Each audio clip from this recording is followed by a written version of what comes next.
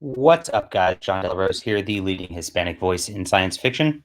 I want to come at you today with a little thread by a woman, Stephanie Cook, who's a comic book writer and artist. I'm not sure of her background. I'm going to check out her stuff a little later because she seems a positive person who's really committed to helping indie comics.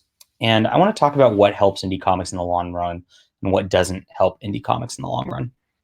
Um, a lot of people have taken a tack these days of, hey, I've got a book coming out on a crowd fund, and so I've got to attack this person and get a bunch of likes so that everybody comes and checks out my book. That really doesn't have much to do with the book. And while you can get a little bit of outrage likes that happens, and there is a media element, the mainstream media like Vox.com or Salon or the Huffington Post, or a number of these clickbait websites that actually do make revenue models by doing this. Very few people actually come there to read the good content, to care about the actual people who created them. They're just there for the outrage train show. And it can possibly get you some short term recognition, but once the outrage dies down, you're going to find you don't really have a solid readership that's there to read the books. And so it's better to focus on building indie community, building bridges, and doing something different. And this is what Stephanie Cook posted. She actually didn't mention any of this other stuff going on. She just posted an uplifting piece here, which is about how to help your peers gain a little more recognition. And it's pretty great. And she's right on all of her points. Share self-promotion posts. Yes, a lot of people ignore self-promotion posts. It can get old if your entire feed is just that.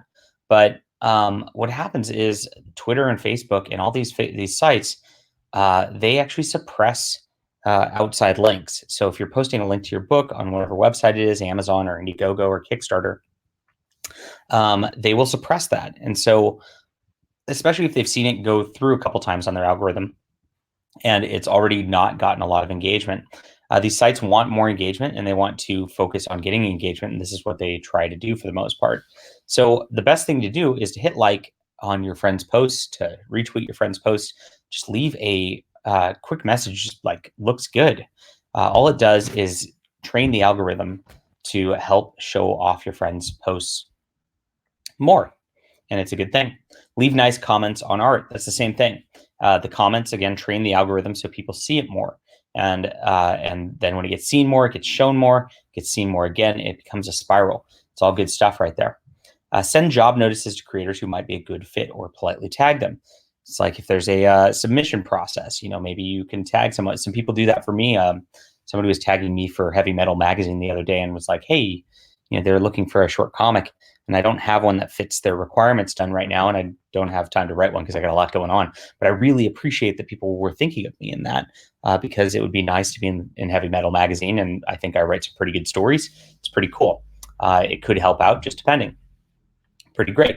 Commission creators. That's really how to build a big network. It's really great stuff.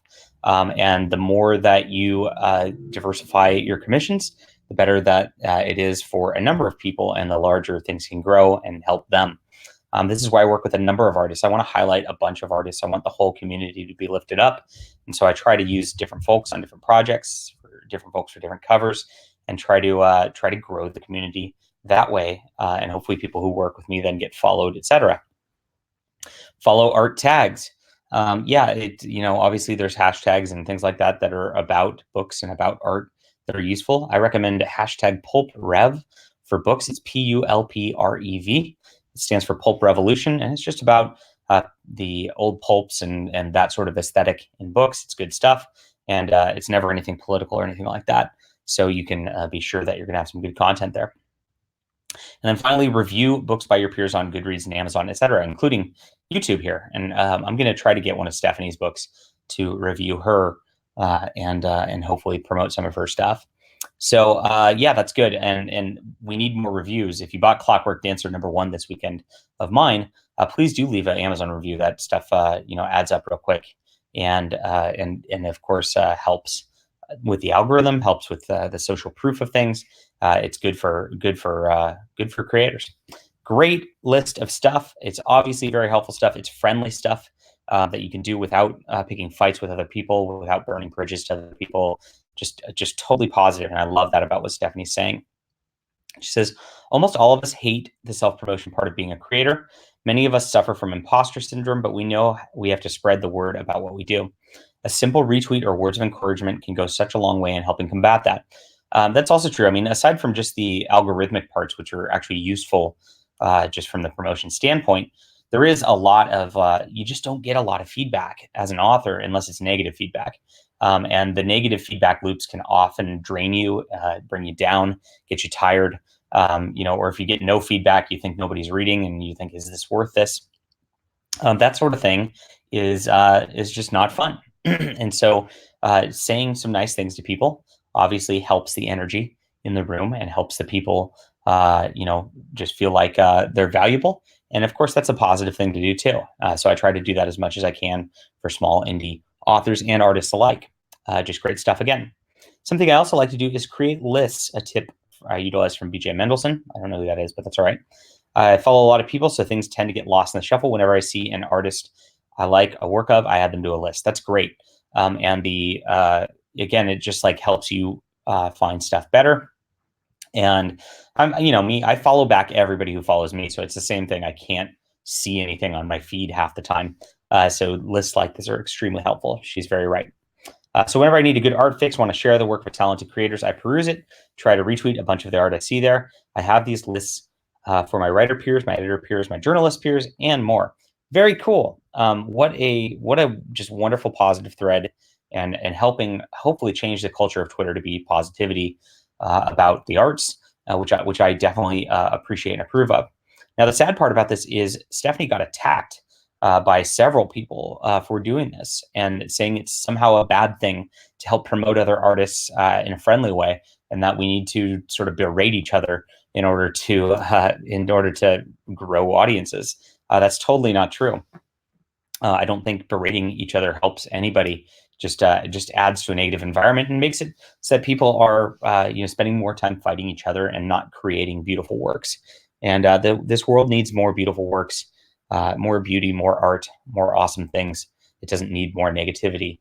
We get enough of that from the news. So we want things to be fun. We want things to be positive. And this is a great little list to start thinking about how to do that.